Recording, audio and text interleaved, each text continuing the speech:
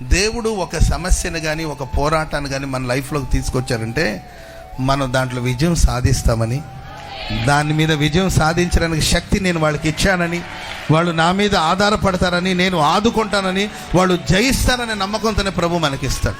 ఏ స్థితిలోనైనా నేను సంతృప్తిగా ఉండటం నేను నేర్చుకున్నాను. ఏదైనా నాకు ఇచ్చావంటే నన్ను ప్రేమించి నాకు ఇచ్చావు, ఒకవేళ అది నాకు ఇవ్వలేదంటే దాని వెనకాల కూడా నీకు ఏదో ఒక సంకల్పం ఉంటుంది. ప్రతి విషయంలో దేవునికి కృతజ్ఞతాస్తుతులు చెల్లించాలి. ఇదే దేవుని చిత్తం. వ్యతిరేకమైన కార్యాలు జరుగుతున్నప్పుడు అధైర్యపడద్దు.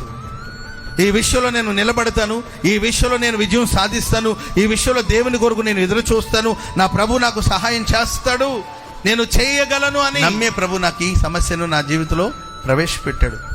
దేవా థ్యాంక్ యూ, స్తోత్రం చెప్పండి గట్టిగా. అన్ని విషయంలో దేవునికి కృతజ్ఞతగా బ్రతకడం నేర్చుకోండి.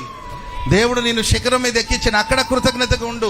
లోయల్లో ఉంచాడా, సనగవద్దు, అక్కడ కూడా కృతజ్ఞతలు చెప్పండి. Praise the lord.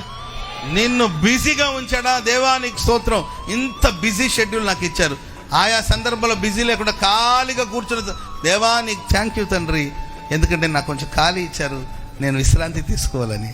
స్తోత్రం చూపండి గట్టిగా. కాబట్టి ప్రేమైన వర్లారా, ఈ యోబులో మనం చూస్తాం, యెహోవా ఇచ్చెను, యెహోవా తీసుకున్నాడు, ఆయనకే స్తుతి కలుగునుగా.